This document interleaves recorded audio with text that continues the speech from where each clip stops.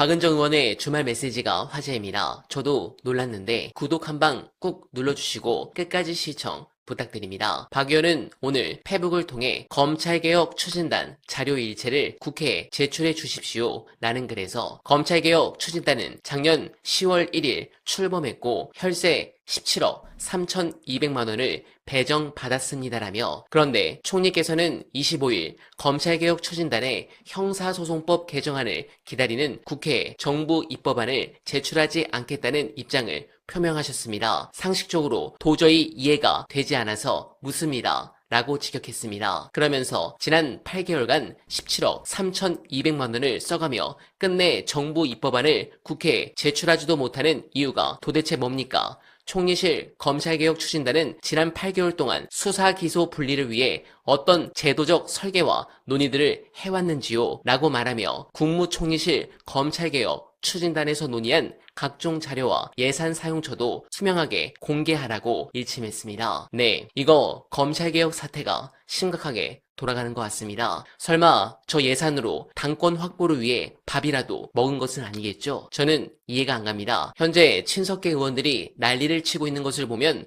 검찰개혁보다는 당권에 더 관심이 많은 것 같은데, 특히 너희가 민주당의 건물주인 줄 아느냐고 쏘아붙인 정진욱 의원의 발언, 참으로 얄팍하고 천박한 권력 인식입니다. 팩트를 교정해 드리죠. 전통적 진보 지지층 노무현과 문재인을 지켜냈고 이재명을 대선 후보와 대통령으로 옹립했던 그 수많은 깨어있는 시민들은 자신을 건물주라 생각한 적이 단 한 번도 없습니다. 우리는 건물이 아니라 그 건물이 무너지지 않도록 떠받치고 있는 거대한 안반입니다. 정권을 잡았으니 이제 구주류의 흔적을 지우고 이재명만의 새로운 성을 짓겠다는 그 이른바 재건축의 몽상, 안반을 폭파시키고 그 위에 모래성을 쌓아 올리면 건물이 온전할 것 같습니까? 송영길 의원은 어려울 때 대통령을 지키는 게 코어라고 일갈했지만 정작 그 코어 지지층의 가슴에 먼저 대몫을 받고 조롱하는 스피커들에게 마이크와 권력을 쥐어준 것은 다름 아닌 이재명 대통령 본인입니다. 권력이 먼저 지지층을 버렸는데 지지층에게 맹목적인 백기투항을 요구하는 것은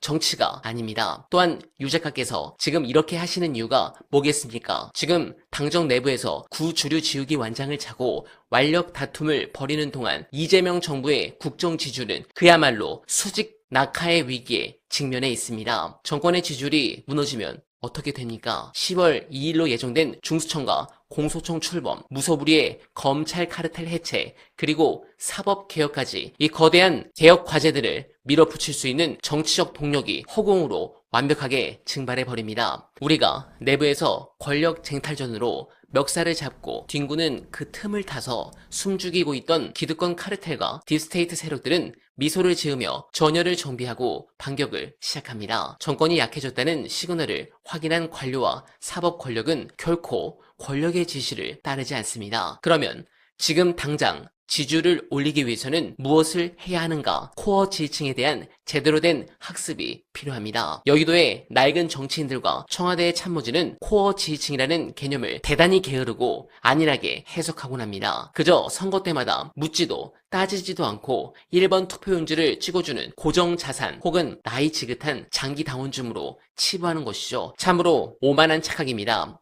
민주당의 진짜 코어는 철저한 개혁주의자들입니다. 이들은 대상이 호남 출신이든 영남 출신이든 다선 의원이든 정치 신인이든 진영의 뿌리 깊은 성골이든 외부에서 수혈된 인물이든 상관하지 않습니다. 심지어 리박수골 터지기 전에 언주를 최고위원으로 밀어 올린 것도 그 때문이었습니다. 오직 지금 대한민국을 가로막고 있는 기득권 카르텔을 부수고 개혁의 성과를 낼 수 있는가라는 단 하나의 서슬퍼런 잣대로 정치인을 평가하고 추동해왔습니다. 노무현 대통령을 기적적으로 대통령으로 만들어 밀어 올렸던 것도, 문재인 정부를 촛불로 밀어 올렸던 것도, 그리고 검찰의 무지막지한 조작 수사에도 이재명을 대통령으로 만들었던 것도 바로 이 개혁을 향한 코어 지지층의 열망이었습니다. 지금 저는 유튜버라 민심에 가장 민감하게 반응하는 사람들 중 하나입니다. 우리 지지층이 요구하는 핵심 과제의 위기는 명확합니다. 첫째가 검찰개혁이요, 둘째가 언론개혁이며 셋째가 사법체계의 민주적 통제입니다. 이 근본적인 구조개혁을 외면하는 정치인은 그가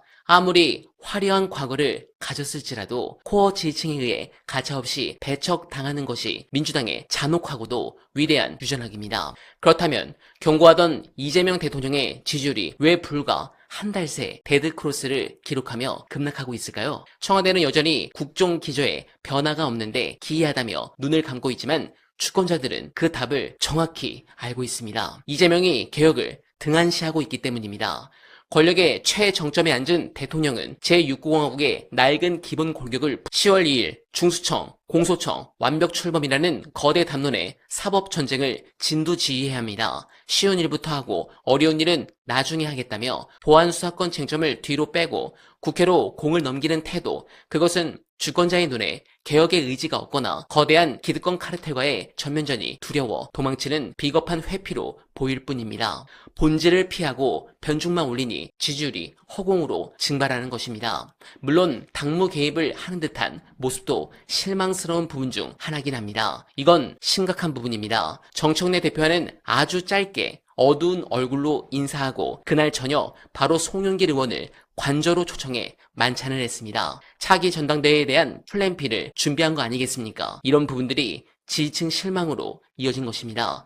저는 이 대통령께서 돌아와 주시길 희망합니다. 이재명 대통령은 후보 시절 입버릇처럼 말했습니다. 나를 기득권을 부수는 무자비한 도구로 써달라. 정치는 결국 깨어있는 주권자들이 직접 하는 것이다. 그런데 권력의 최고봉이라는 꽃가마에 올라탄 지금 대통령의 태도는 어떻게 변했습니까? 자신이 직접 정치를 독점하고 정작 자신을 그 자리에 앉혀준 주권자들을 향해 같은 진영끼리 모욕하지 말라. 내가 언제 그랬느냐며 격노하고 꾸짖고 있습니다. 주권자들의 뼈아픈 비판을 정권에 대한 반역이나 내분으로 치부하며 귀를 막아버린 것입니다. 여러분, 그리고 청와대 이재명 대통령님, 꽃가마의 낭만은 끝났습니다. 주권자들이 쥐어준 스톱워치는 지금 이 순간에도 숨가쁘게 흘러가고 있습니다. 저는 지금 이 사태에 대해 매우 큰 두려움을 느낍니다. 자칫 지지율이 30%대로 빠지면 개혁 동력도 다 빠지고 총선도 망합니다. 이거를 이대로 두고 볼 수 없습니다. 이 대통령께서 지지자들과 기싸움을 벌이며 그들을 가르치려 드는 오만함을 버려야 합니다. 초심으로 돌아와 다시 무자비하고 날카로운 주권자의 도구로 거듭나지 않는다면 당신을 꽃가마에 태웠던 그 위대한 개혁파 지지층은 머지않아 가마를 통째로 뒤집어 엎고 당신을 가장 차가운 침묵의 늪으로 밀어넣을 것입니다. 시간이 얼마 남지 않았습니다. 뼛속 깊이 각성해야 합니다.